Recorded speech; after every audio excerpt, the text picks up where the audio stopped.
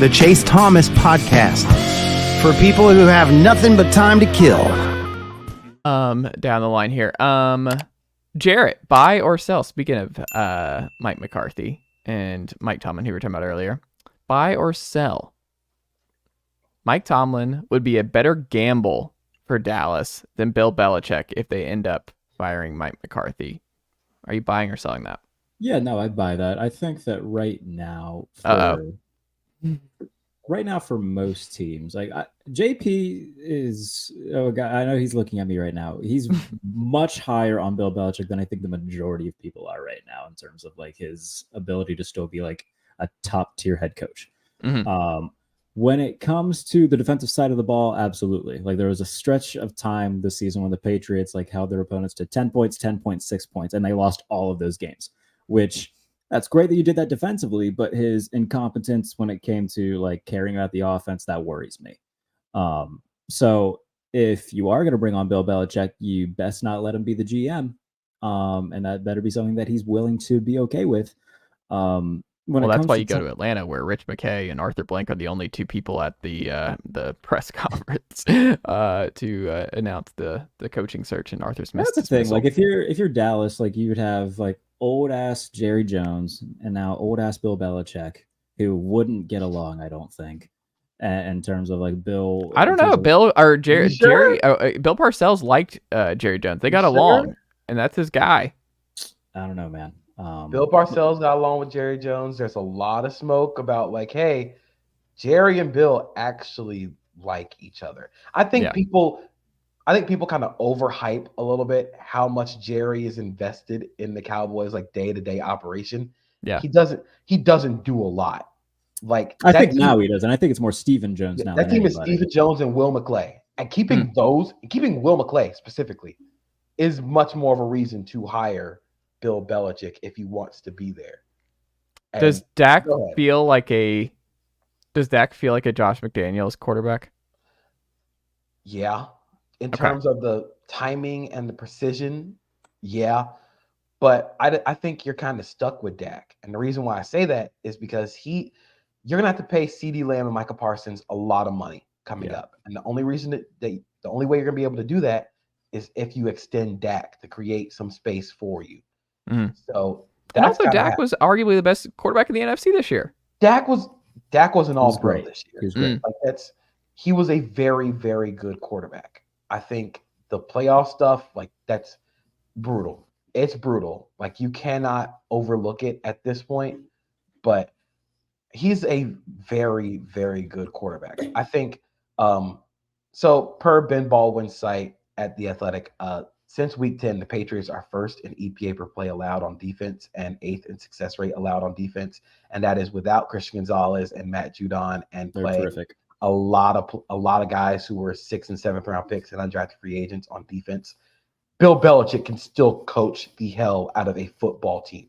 Bill Belichick, the GM, undercut Bill Belichick, the head coach. That has always been the problem. If you get Bill Belichick in with the Cowboys, you get an OC who it's McDaniels. Sure, if you want to do Josh McDaniels. The Cowboys aren't trying to build for long term anyway. Like Jerry Jones wants to see a title. That's a good point. Jerry Jones wants to see a title like now. Like that's the reason you hire Bill Belichick. You want to see instant success. And so Tomlin, do you not think could be an instant success guy in Dallas? I don't think it's going to be an instant. I don't think it's not going to be an instant success. I just think Bill would be smarter from a defensive standpoint in terms of just being different defensively. Who would Tomlin bring? Would he bring his DC, do you think, if Tomlin leaves? No, he's not bringing Terrell Austin with him. That's going to be a whole new outside staff type of thing. And the thing with like Tomlin is like, so there's like this infighting going on between Steelers fans. Like, okay, do we think it's Tomlin's fault that good coordinators aren't brought in, or do we think it's more of the ownership and the Roonies? If let's say that Tomlin would go there, like if he would be like, yep, I'm getting Wink Martindale and I'm getting, name your offensive coordinator, then that would be like, oh, okay, so it's the Roonies that are screwing this entire thing up. I don't know what that would look like in terms of if he would go to Dallas, but he's not bringing it. The only person I could see him bringing would be linebackers coach Aaron Curry, because he's done a tremendous job this year. Like I think that Aaron Curry's gonna be a Are we defensive talking coordinator. about Seattle Seahawks legend Yes. Aaron Curry? Okay. Yes, he's done a tremendous job this year with the inside linebackers. So I think that he'll be a defensive coordinator one day. And if Tomlin wanted to bring him with him, that wouldn't surprise me. But yeah, if he were to go, frankly speaking, there's not anybody on the Steelers staff worth bringing in terms of going from one team to another outside of Aaron Curry and Danny Smith, the special teams coordinator. And we agree, though, that it just doesn't seem likely that Jerry's going to go unproven here, like first-time coach to replace McCarthy if he ends up firing McCarthy. Absolutely like it's going to be not. one of the big No, fish. This is not going to be a first-year head coach thing. Yeah. They want to win now. Like Ben Johnson's not getting a real look here. No. Well, he'll get an interview. But like a real look. Like when we think Stephen Jones in this group and Jerry, like who are they signing off for here? This is a Bill Belichick spot. If you fire Mike McCarthy, it's Bill Belichick or Mike Vrabel. If you want, Vrabel just doesn't feel like a fit. It's so weird. I just can't see it. That doesn't feel like a personality fit for me. If Vrabel in Dallas, I don't think that happens. I think he wants control, man. Like I think Vrabel has more leverage, and I think him being younger, I think he can kind of wait this out a little bit. Belichick, 72, he wants to kind of, wrap this up and get that break the record and see if he can get one more ring. I think Vrabel has more. Vrabel can sit it out and wait a year and maybe get the Ohio State job. Like seeing how that goes. Like Vrabel has so much more. I don't know. I just feel like if we're Vrabel. talking non-first year head coaches, then I think it goes Belichick and Vrabel at this point, mainly because they're the only two people out there. But you don't think Tomlin's got? I think Tomlin's on the radar. I think he's on the radar. Yeah, I think he's on the radar. Now personally, I think he comes back, but I think it's like 55-45 right now. Like there's gonna be a leverage play, right? Like Tomlin's like that. It just feels like there has to be a leverage play here, based on the reaction to the contract question and everything else. That this might. The leverage thing to me is like he's already got the most secure job in football, the most secure job in sports, and he's already one of the highest paid coaches in the sport. Like what leverage does he need? Like if the fact that this is coming out from Schefter from Florida, but also Jay Glazer, who he's buddies with. The fact that that's come out from all three of them, like, hey, he's kind of pondering things. I think that there's some real smoke to that. So the reason I say Mike Vrabel is one, he wins football games. That is the biggest reason why. If Jerry wants to win football games, you hire a coach that wins football games. Mike Vrabel has done that. Second, he's hired some pretty good offensive coordinators like that. Yeah, that has been a thing that he's done very. He can have Arthur Smith back. Okay, sure. He can have him back. Do not construe what I say. No, I can. As someone who just did 3 years of it, JP, I absolutely can. Do not twist the words that I'm about to say. Arthur Smith was a fine offensive coordinator. I don't know. I watched some offenses these last 3 years that were not fine. JP.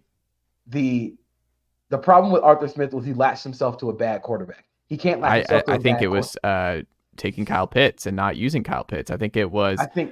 Go ahead. That's fair. I mean, not using Bijan Robinson in the goal line situations. I think there's all kinds of reasons that might lend itself to the fact that Arthur Smith may not be a great offensive coordinator. That's fair. Mike Vrabel also hired Matt LaFleur. Yeah. Like that. He also hired Matt LaFleur. He doesn't have like a Patriots coaching tree where he's like loyal to like those. Like he's like, I'll go get whoever. I'll promote from within. I'll go out of the family. Like he'll do whatever.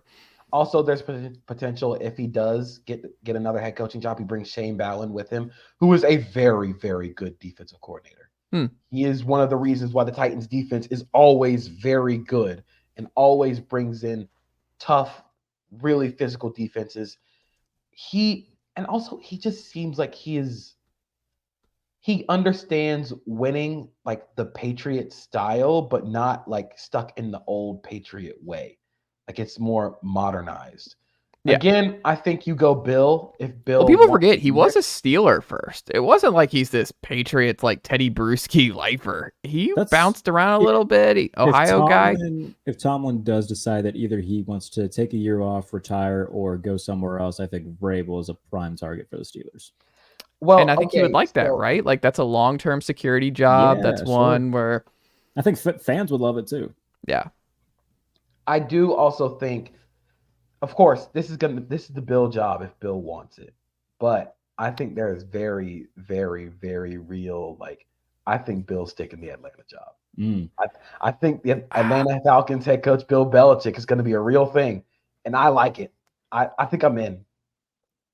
I'm not there yet. I would be so curious because if Bill takes the Atlanta job, he has a plan in place because he interviewed obviously this week. Falcons announced that. If that's the case, the quarterback conversation came up in this interview. And I would have killed to be a fly on the wall to hear Bill's plan at quarterback. Because if the Falcons hire Bill, they are hiring Bill, and Bill understands that there is going to be a move made for a quarterback. And I just am very curious what Bill's pitch was to the Falcons brass and what his plan is for quarterback. That is, I'm so curious what that is.